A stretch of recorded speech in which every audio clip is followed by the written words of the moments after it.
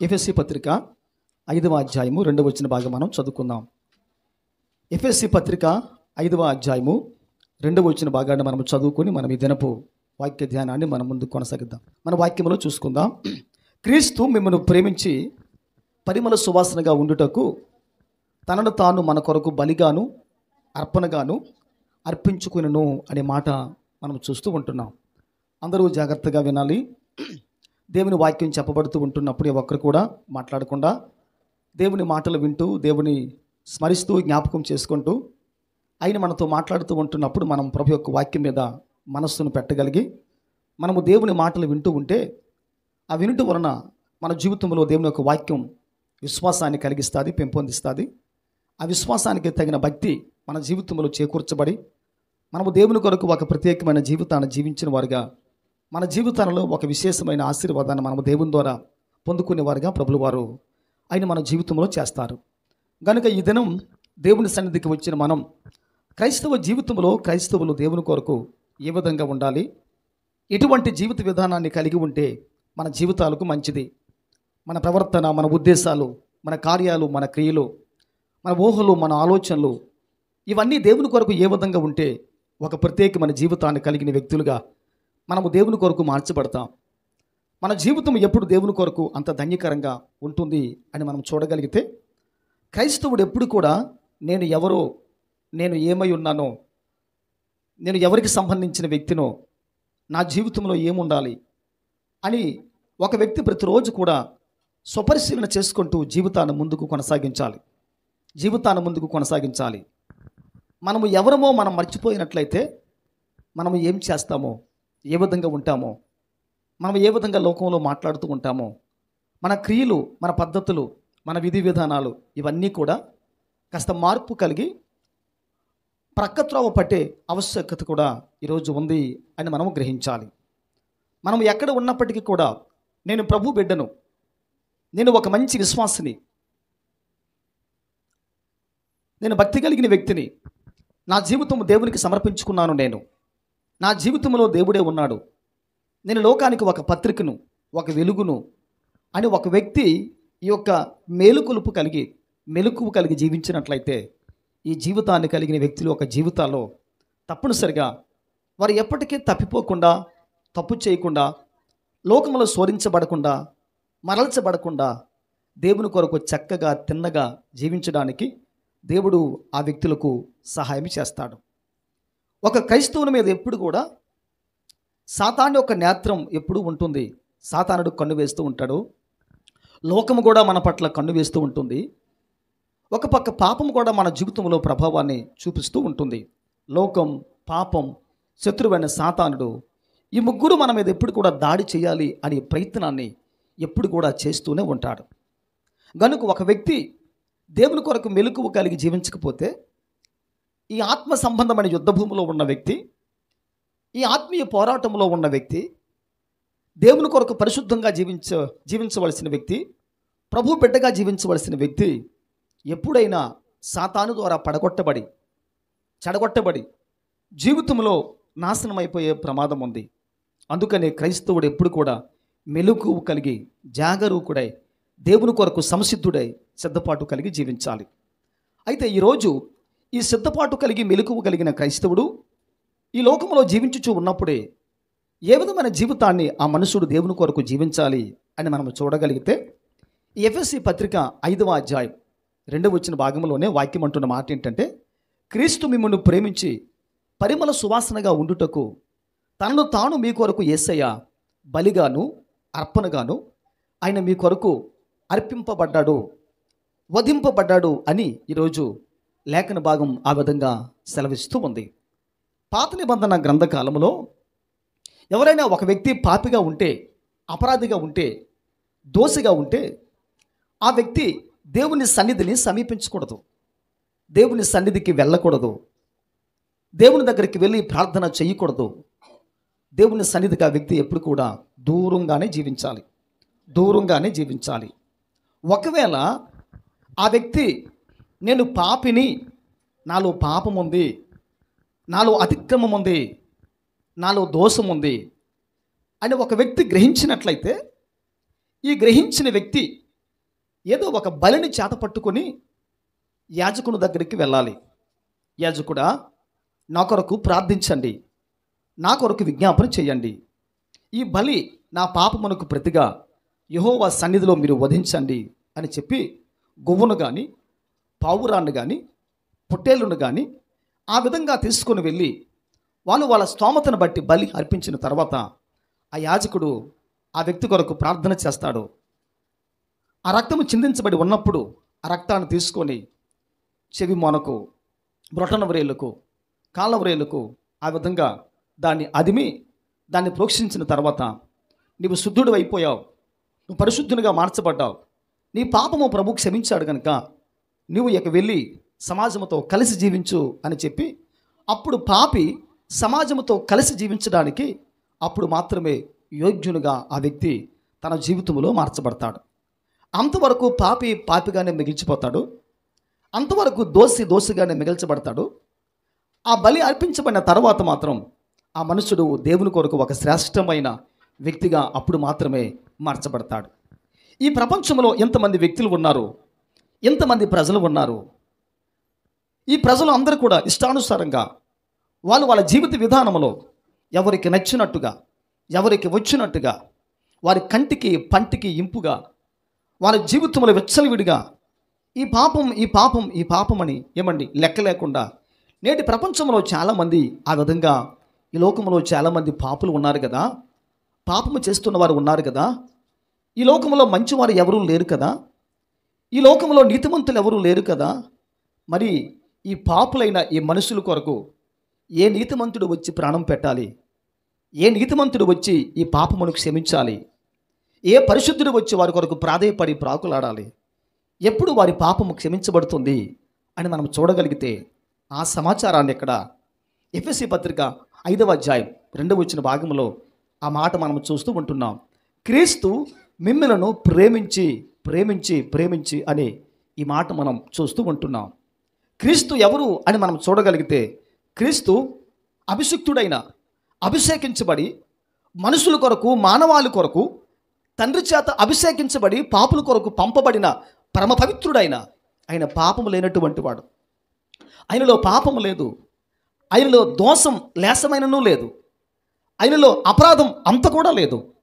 అంత పవిత్రునిగా పరిశుద్ధునిగా జీవించిన ఆ దేవాది దేవుడు ఈ లోకానికి ఈ మానవాళి కొరకు ఏ విధంగా వచ్చారు అని మన వాక్యంలో చూడగలిగితే క్రీస్తు మిమ్ములను ప్రేమించి అని దేవుని వాక్యం ఆ విధంగా సెలవిస్తూ ఉందన్నమాట.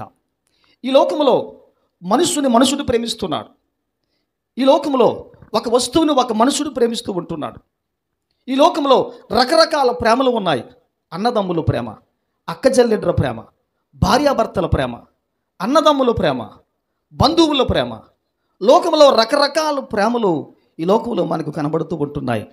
కానీ ఈ ప్రేమలన్నీ కూడా మనుషుని జీవితంలో స్థిరమా లేకపోతే అస్థిరమా అని మనం ఆలోచన చేయగలిగితే ఈ లోకంలో ఉన్న ప్రేమలన్నీ కూడా ఒకనాటికి స్థిరము కానే కాదు. ఇవన్నీ కూడా అస్థిరమే, ఇవన్నీ కూడా నిక్రమ లేనివి, ఇవన్నీ కూడా నిబద్ధత లేకుండా జీవిస్తున్న ప్రేమలు ఈ లోకంలో ఉన్నాయి. అయితే వాక్యం అంటున్న మాట ఏంటంటే నిజమైన స్నేహితుడు విడవకుండా ప్రేమిస్తాడు. నిజమైన స్నేహితుడు ప్రేమించిన వారి కొరకు ప్రాణం కూడా పెడతాడు.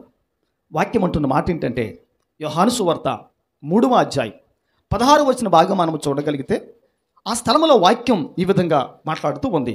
ఆ మాట ఏంటంటే దేవుడు లోకమును ఎంతో ప్రేమించును కాగా తన అద్వితీయ కుమారుని విశ్వాసం ఉంచి ప్రతి వాడు కూడా నశింపకుండునట్లు నిత్య జీవము పొందినట్లు ఆయనను మన కొరకు అనుగ్రహించెను. క్రీస్తును మన కొరకు తండ్రి అనుగ్రహించెను అని దేవుని వాక్యం ఆ విధంగా సెలవిస్తూ ఉందన్నమాట.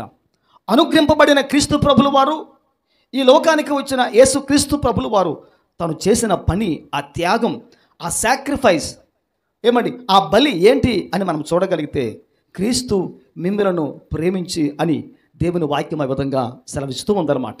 ఈ సమాజంలో మంచివాడు ప్రేమిస్తాడు, ధనవంతుణ్ణి అందరూ ప్రేమిస్తారు, గొప్పవాడిని అందరూ ప్రేమిస్తారు, సంపన్నమైన స్థితి కలిగిన వాడిని అందరూ ప్రేమిస్తారు, గొప్ప హోదా, స్థితి, స్థాయి, సామర్థ్యత కలిగిన వాడిని ప్రపంచంలో అందరూ ప్రేమిస్తారు. ఒక చెడిపోయిన వాడిని సమాజం ఎప్పుడైనా ప్రేమించిందా? ఒక పడిపోయిన వాడిని సమాజం ఎప్పుడైనా ప్రేమించిందా? ఒక దొంగని ఎప్పుడైనా సమాజం ప్రేమించిందా? ఒక హంతకుణ్ణి, మోసగాడిని, జోజగాడిని ఎప్పుడైనా లోకం ప్రేమించిందా అని అంటే లోకము ఎప్పటికీ వచ్చి ఎప్పుడూ ప్రేమించలేదు. లోకము ఎప్పుడు కూడా ఇట్లాంటి వారిని తిరస్కరిస్తూనే ఉంది, తృణీకారం చేస్తూనే ఉంది. కానీ యేసుక్రీస్తు కల్వరి ప్రేమ వాక్యం అంటున్న మాట ఏంటంటే, మనము పాపులమై ఉండగానే, దేవునికి స్తోత్రం కలుగును గాక, దేవుని స్తోత్రం కలుగును గాక, మనము పాపులమై ఉండగానే, నేను పాపినని తెలిసి, నీవు పాపివని తెలిసి, మనము పాపులమని తెలిసి, మన జీవితంలో పాపపు స్థితి, స్వభావం, గుణం, నేచర్ మన జీవితంలో ఉందని తెలిసి, పాపులమైన మన కొరకు యేసుక్రీస్తు ప్రభులు వారు యుక్త కాలములో, మంచి యవనపు వయసులో ఆయన నీ కొరకు నా కొరకు కలువరి సిలువలో యేసయ్య ప్రాణం పెట్టాడు. అది ఆయన ప్రేమ, అది ఆయన వైరాగ్యం, అది ఆయన త్యాగం, అది ఆయన గొప్పతనం, అది ఆయన కలిగి ఉన్న గొప్ప గుణగణం. ఈ రోజున ఇట్లాంటి ప్రేమ, ఈ విధమైన ప్రేమ ప్రపంచంలో ఎక్కడైనా మనము చూడగలమా అని అంటే, ఈ ప్రేమ ప్రపంచంలో ఎక్కడ దొరకదు, లేదు. చూడడానికి కూడా, చెప్పుకోవటానికి కూడా ఈ ప్రేమ సమాజంలో ఎక్కడా లేదండి. నేను పడిపోయినప్పుడు, చెడిపోయినప్పుడు, జారిపోయినప్పుడు, పాపపు ఊపులో మునిగి తేలుతూ ఉన్నప్పుడు, కూరుకుపోతూ ఉన్నప్పుడు యేసయ్య నన్ను ప్రేమించాడు. అది నా యేసయ్య ప్రేమ యొక్క గొప్పతనం, ఆయన ప్రేమ తత్వం. అది ఈరోజు ఒక వ్యక్తి ఈ ప్రేమను గ్రహించి ఆలోచించాలి. అయితే ఆ వాక్యంలో ఉన్న మాట మనం చూడగలిగితే, క్రీస్తు మిమ్మల్ని ప్రేమించి పరిమళ సువాసనగా ఉండుటకు తనను తాను మీ కొరకు బలిగా, అర్పణగా యేసయ్య ఆయన అంగీకరించబడ్డాడు, అప్పగించుకున్నాడు అని ఈ రోజున దేవుని యొక్క వాక్యం ఆ విధంగా సెలవిస్తూ ఉంది. అనగా తను ప్రేమించిన వ్యక్తి, తన చేత ప్రేమింపబడుచున్నవారు, ఆ జనాంగం లేక ఆ వ్యక్తులను దేవుడు ఏ విధంగా మారుస్తున్నాడు అని మనం చూడగలిగితే, వాక్యం అంటున్న మాట ఏంటంటే, తను ప్రేమించిన వారు ఎప్పుడు కూడా పరిమళ సువాసనగా ఉండాలని ఈరోజు ప్రభులు వారు ఆ మంచి ఉద్దేశాన్ని కలిగి ఈరోజు ప్రభు మనతో మాట్లాడుతూ ఉంటున్నాడు. దేవునికి స్తోత్రం కలుగును గాక, దేవునికి స్తోత్రము కలుగును గాక. అమ్మా, నువ్వు దేవుని నమ్మి ఎన్నేళ్ళైంది? అయితే ఈరోజు నీ జీవితంలో పరిమళ సువాసన ఉందా, దుర్వాసన ఉందా, సువాసన ఉందా? ఒక్కసారి మనం జ్ఞాపకం చేసుకోవాలి. తమ్ముడు, నీ జీవితాన్ని యేసయ్య ప్రేమించి ఎన్నాళ్ళైంది? నువ్వు ప్రభుని నమ్మి ఎన్నేళ్ళైంది? ఈరోజు నీ జీవితం సువాసన కలిగి ఉందా, దుర్వాసన కలిగి ఉందా? ఈ ప్రశ్న ప్రతి వ్యక్తి కూడా జీవితంలో వేసుకోనగలగాలి. ప్రతి తమ్ముడు, ప్రతి చెల్లి, ప్రతి అక్క, ప్రతి అన్న, ప్రతి తల్లి, తండ్రి, ప్రతి వారి కూడా ఈ ప్రశ్న వేసుకోవాలి. నేను క్రీస్తును నమ్మి ఎన్నాళ్ళైంది? నేను ప్రభువును నమ్మి ఎన్నేళ్ళైంది? ఇన్ని ఏండ్లు ఈ యొక్క జీవిత విధానంలో, ఈ జీవిత ప్రయాణంలో, ఈ భక్తి ప్రయాణంలో, ఇటువంటి విధి విధానాల్లో నా జీవితంలో ఇంకా సువాసన లేకుండా దుర్వాసన ఉంటే, ఈరోజు ఈ దుర్వాసన దేవునికి నచ్చనిది, ఈ దుర్వాసన దేవునికి అయిష్టం, ఈ దుర్వాసన దేవుణ్ణి బాధ పెట్టే వాసనగా ఈ వాసన ఉండిపోయే ప్రమాదం ఉంది. క్రైస్తవుడు ఎప్పుడు కూడా క్రీస్తు కొరకు మంచి సువాసనగా ఉండాలి తప్ప దుర్వాసనగా ఎప్పుడు కూడా ఉండకూడదు. మంచి సువాసన దేవునికి ఇష్టం, చెడ్డ సువాసన దేవునికి కష్టం, దేవుణ్ణి బాధ పెట్టేది, ఇబ్బంది పెట్టేది. ఒక వాక్యం చూడండి, మన వాక్యం చదువుకుని ముందుకు వెళ్దాం. ఆదికాండం 8వ అధ్యాయము 21 వచ్చిన భాగం మనం చూద్దాం. ఆదికాండం 8:21లో మన వాక్యాన్ని చూడగలిగితే, ఇంపైన సువాసనను ఆగ్రహించి భూమిని ఎప్పుడు కూడా నేను శపించను అని దేవుడు తన భక్తునితో ప్రమాణము చేస్తూ ఉంటున్నాడు. దేవునికి స్తోత్రము కలుగును గాక, దేవునికి స్తోత్రము కలుగును గాక.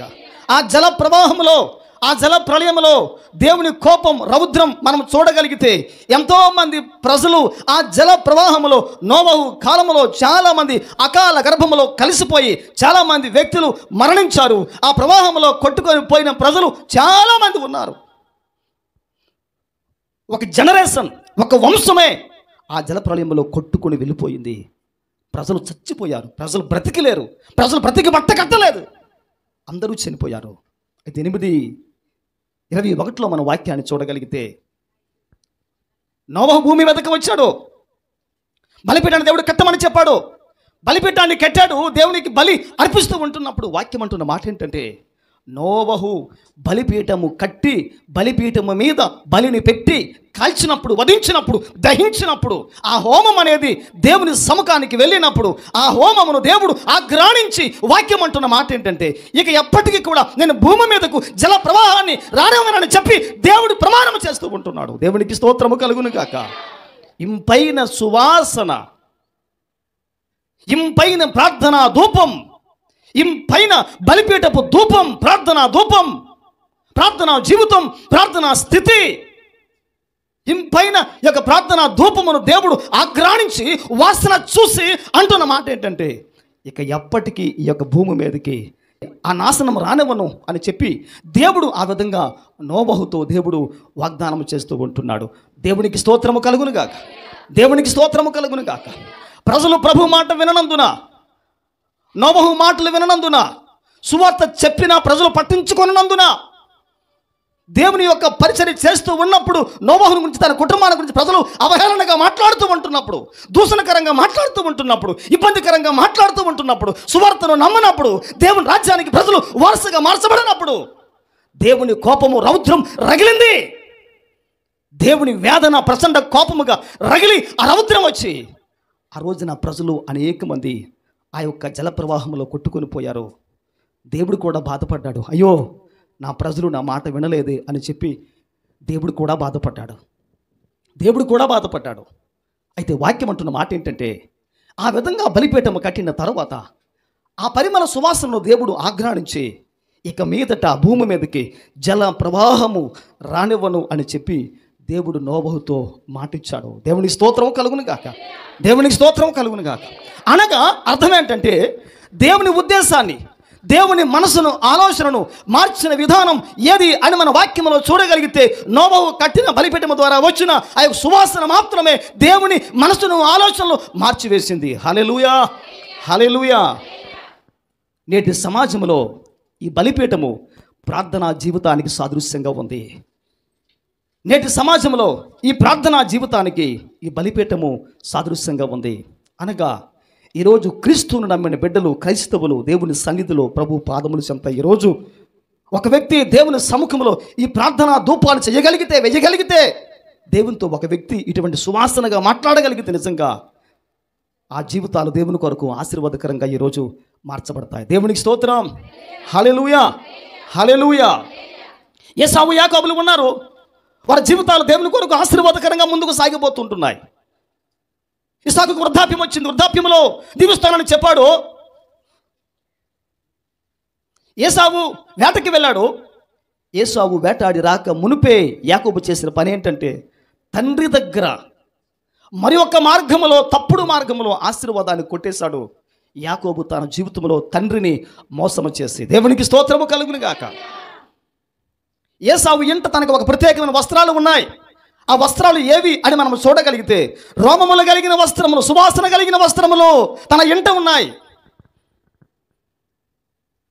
యాకోబు వచ్చినప్పుడు ఆయన అంటున్న మాట ఏంటంటే, తడివి చూస్తే ఏసావు, స్వరం చూస్తే యాకోబుది.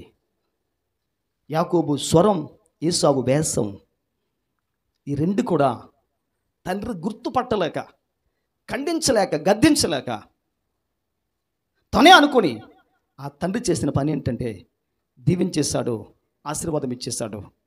అయితే వాక్యం అంటున్న మాట ఏంటంటే, ఏసావు యొక్క వస్త్రాలు వాసన కలిగినవో కనుక ఆ వాసనను బట్టి తండ్రైన ఇస్సాకు దీవిస్తూ ఆశీర్వాదానికి ఇస్తూ వచ్చారు. దేవునికి స్తోత్రం. హల్లెలూయా. మరొక వాక్యం చూడండి పిల్లలు, పరమగీతం చూడండి. పరమగీతం 1వ అధ్యాయము 3వ వచనం మనం చూద్దాం. పరమగీతం 1:3, 4:10 కూడా మనం చూద్దాం. చూడండి ఒకసారి. పరమగీతంలో 1:3 ఈ విధంగా ఉంది. నీవు పూసుకొని పరిమళ తైలము సువాసన గలది. 4:10 చూడము సరే. 4:10 పరమగీతములు. నీవు పూసుకొని పరిమళ తైలము సువాసన గలది, సకల గంధవర్గముల కన్నా అది ఎంతో సంతోషము కలిగిస్తుంది అనే మాట మనం చూస్తూ ఉంటున్నాం. ఈ పరమగీతములు 1:3, ఈ 4:10లో మన వాక్యాన్ని చూడగలిగితే, ఇక్కడ వ్రాయబడిన మాటను మనం చూడగలిగితే వాక్యం అంటున్న మాట ఏంటంటే, నీవు పూసుకొను పరిమళ తైలము సువాసన గలది, సకల గంధ వర్గముల కన్నా అది ఏ విధంగా ఉంది అని మనం చూడగలిగితే అది సంతోషాన్ని కలిగిస్తుంది, ఆనందాన్ని కలిగిస్తుంది అని ఇక్కడ వాక్యములో మనం చూస్తున్నాం. దేవునికి స్తోత్రము కలుగును గాక.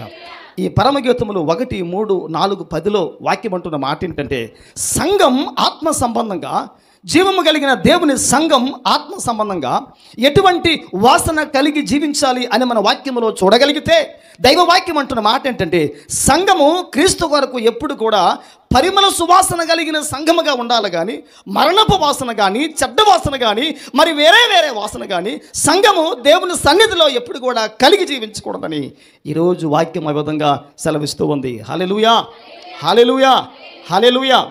సంఘము ఎప్పుడు పరిమళ సువాసన కలిగిన సంఘముగా మార్చబడతాది అని మన వాక్యంలో చూడగలిగితే, ఆదికాండం 8:21 ప్రకారంగా దేవుని సన్నిధిలో ప్రార్థన చేయగలిగిన సంఘము మాత్రమే, బలిపీఠాన్ని కలిగిన సంఘము మాత్రమే, దేవుని సన్నిధిలో ప్రార్థనా జీవితాన్ని కలిగిన సంఘము మాత్రమే, జీవము కలిగిన దేవుని సంఘములో ఆత్మీయమైన వధువు సంఘము, సువాసన కలిగిన సంఘముగా దేవుని కొరకు జీవించడానికి అప్పుడు ఆ జీవితము మార్చబడుతుంది. హల్లెలూయా, హల్లెలూయా, హల్లెలూయా. ప్రార్థనా జీవితము కలిగిన ప్రతి సంఘము కూడా సువాసన కలిగిన సంఘమే. ప్రార్థన బలిపీఠము కలిగిన ప్రతి సంఘము కూడా దేవుని కొరకు సువాసన కలిగిన సంఘమే. ప్రార్థనా జీవితము కలిగిన ప్రతి వ్యక్తి కూడా దేవుని కొరకు సువాసన కలిగిన సంఘమే. సంఘ సభ్యులే ప్రతి వ్యక్తి కూడా ఆ విధంగా దేవుని కొరకు మార్చబడుతున్నారు అని అర్థం. దేవుని స్తోత్రం కలుగును గాక. హల్లెలూయా, హల్లెలూయా. ఎన్నోసార్లు పౌలు గారు కొన్నిసార్లు మాట్లాడతారు. 2 కొరింథీ 2:15-16, కీర్తన గ్రంథము 38:5, యోబు 14:9లో మనం చూడగలిగితే ఈ 3 వాక్యాల్లో కొన్ని మాటలు ఉంటాయి. దావీదు అంటాడు, నేను దుర్వాసనగా ఉన్నాను అని దావీదు అంటాడు. పౌలు గారు నేను మరణపు వాసనగా ఉన్నాను అని మాట్లాడుతూ ఉంటున్నాడు. యోబు 39:25లో వాక్యం అంటున్న మాట ఏంటంటే, యుద్ధపు వాసన, నీటి వాసన అని కూడా యోబు 14:9 మనం చూడగలిగితే వాక్యాలలో ఇన్ని వాసనలు మనకు కనబడుతూ ఉంటున్నాయి. యోహాను సువార్త 11:39లో మరొకటి ఉంది. ఆ వాక్యం చూడండి సరి.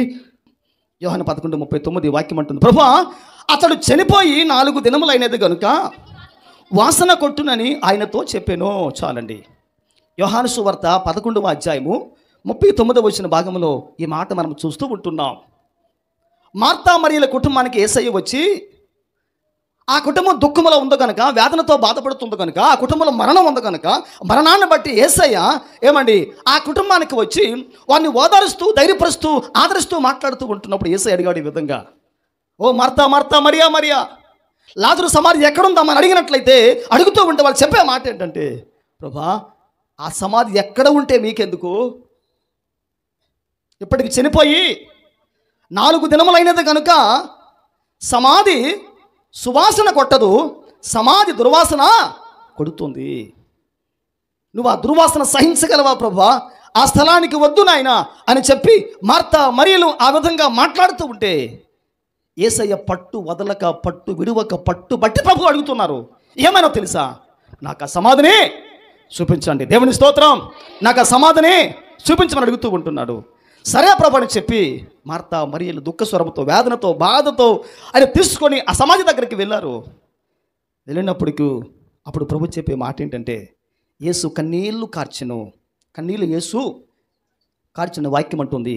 ఇది వాక్యం అంటున్న మాట ఏంటి, యేసు కన్నీరు కార్చి, లాజరు బయటికి రా, లాజరు బయటికి రా అని చెప్పిన వెంటనే జరిగిన అద్భుతం ఏంటంటే, సమాధిలో ఉన్న వ్యక్తి, సమాధిలో పెట్టబడిన వ్యక్తి, 4 దినములు అయిపోయిన వ్యక్తి, 4 దినముల తరువాత సమాధిలో పెట్టబడిన శవం ఫ్రెష్గా ఉంటుందా?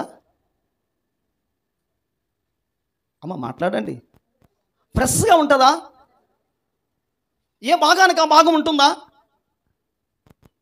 అప్పటికే చర్మము చీకిపోతుంది, విడిపోతూ ఉంటుంది, కొన్ని భాగాలు పాడైపోతూ ఉంటాయి.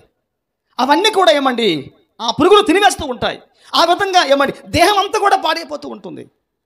ఆ స్థితిలో, ఆ తరుణంలో 4 దినముల తర్వాత యేసయ్య వచ్చి, లాజరు బయటికి రా అని కన్నీటి ప్రార్థన బలిపీఠము కలిగిన యేసయ్య అంటున్న మాట ఏంటంటే, లాజరు బయటికి రా అని చెప్పి ప్రార్థన పరుడైన యేసయ్య ప్రార్థన బలిపీఠము కలిగి కన్నీళ్లతో ప్రార్థన చేసి బయటికి రా అనంటే, దుర్వాసన కలిగిన శవం, చెడ్డవాసన కలిగిన శవం అది సువాసన కలిగి బయటికి రావడం ప్రారంభించింది. హల్లెలూయా, హల్లెలూయా, హల్లెలూయా, హల్లెలూయా.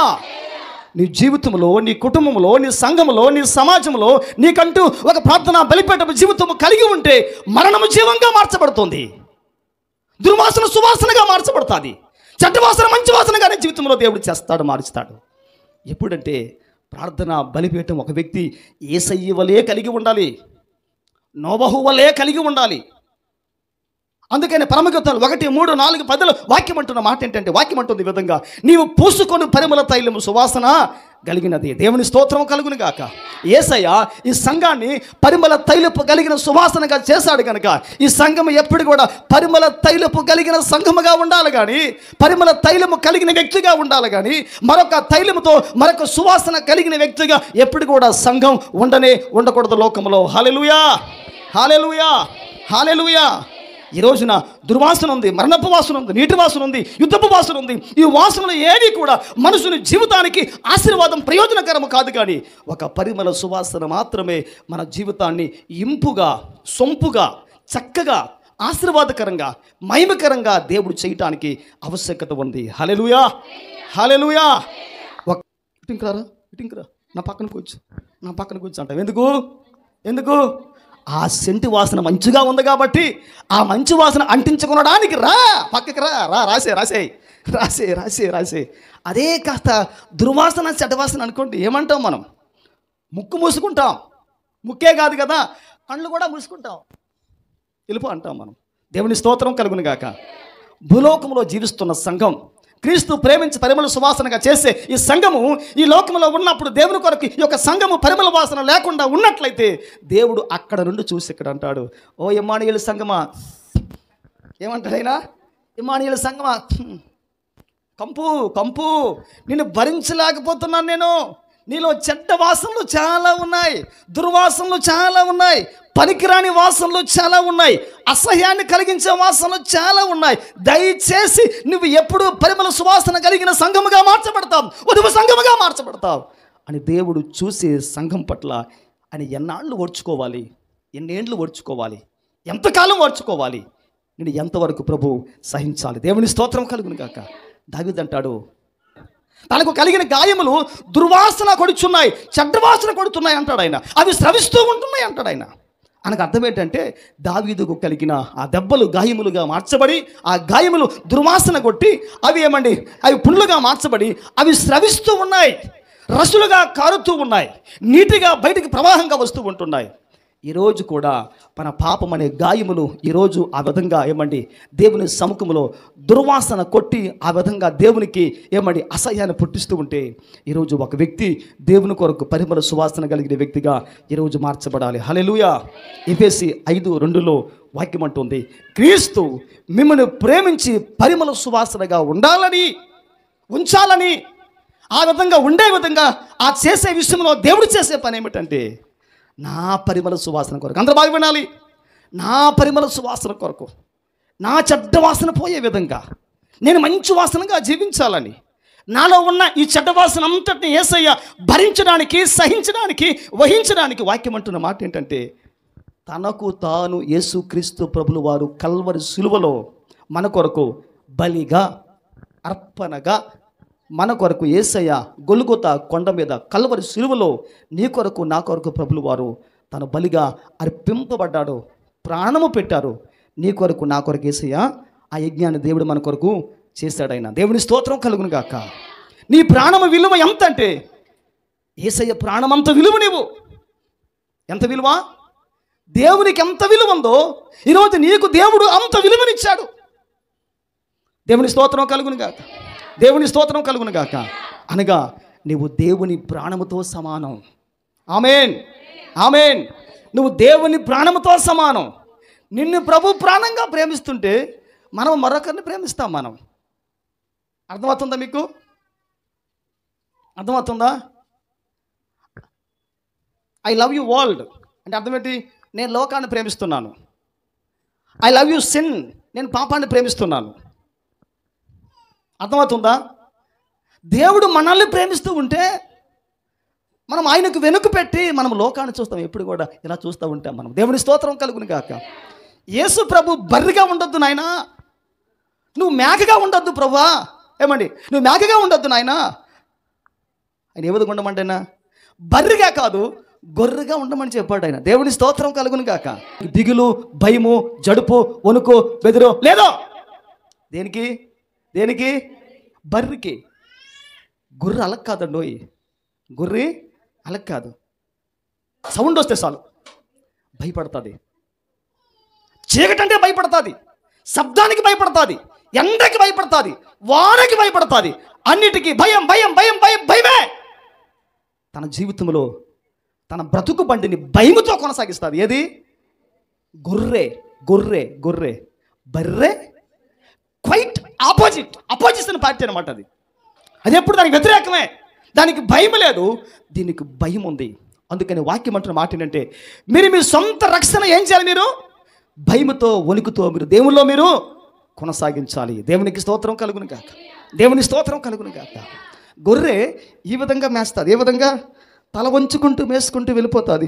ఎంత దూరం వెళ్తుందో తెలియదు, ఎంతవరకు వెళ్తుందో తెలియదు, ఏం తింటుందో తెలియదు. అది తల వంచుకొని మెడ దించుకొని ఆ విధంగా ఏమండి బీడి భూమిలో పచ్చిక బయల్లో ఆ విధంగా వెళ్ళిపోతూ ఉంటుంది. అది మరొకటి ఉంది, ఏంటది? బతికది. ఇప్పుడు ఇంకోటి మార్చాలి మనం. ఇప్పుడు మేక, మేక ఇవ్వండి. గొర్రె ఇలాగ వెళ్తే మేక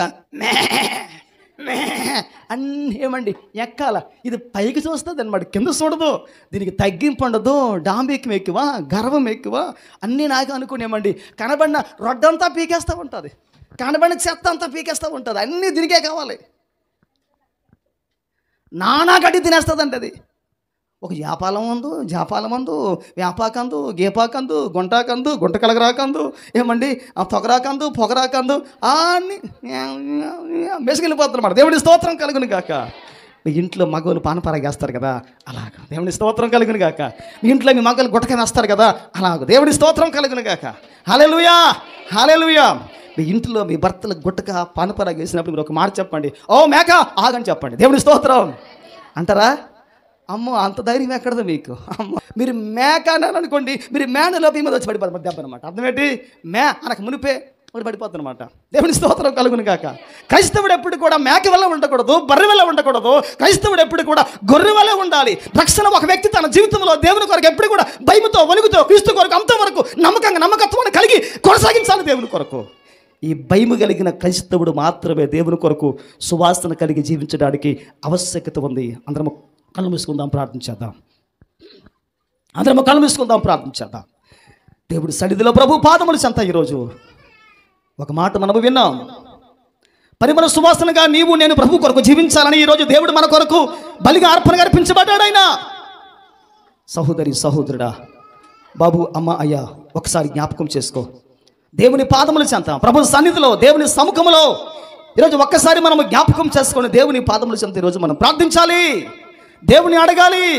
యేసయ్యా, ఇంతవరకు నా జీవితంలో నాయన మరణపు వాసన ఉంటే, ఇంతవరకు నా జీవితంలో ప్రభా దుర్వాసన ఉంటే, ఇంతవరకు నా జీవితంలో ప్రభా పాపపు వాసన ఉంటే, ఇంతవరకు నీ జీవితంలో ప్రభా అవివేకమైన వాసన ఉంటే, అహంభావమైన వాసన ఉంటే, ఈరోజు తండ్రి దేవా నాలో ఉన్న ఆ చెడు వాసనలు అన్నీ యేసు క్రీస్తు వారి నామములో లయమైపోవాలి. ఆ చెడు వాసన నా నుండి యేసు నామములో దూరమైపోవాలి ప్రభా, యేసు నామములో దూరమైపోవాలి. తండ్రి వందనాలు. ఈరోజు నా జీవితాన్ని మీ కొరకు దేవా ఒక ఆశీర్వాదకరంగా, ఒక మహిమకరంగా, దీవెనకరంగా, మేలుకరంగా ఈరోజు నా జీవితాన్ని దేవా మీ కొరకు మలిచి మార్చి మీ ఆత్మతో నింపి మీ గొప్ప కార్యాలు దేవా మీ కొరకు మహిమకరంగా జీవించే ఆ కృపా భాగ్యం ఈరోజు మా జీవితంలో ప్రసారించి మీ ఆత్మతో నింపండి యేసయ్యా. మీ కార్యాలు మా పట్ల జరిగించండి ప్రభా. దేవా మీకు స్తోత్రం స్తోత్రం స్తోత్రం స్తోత్రం యేసయ్యా.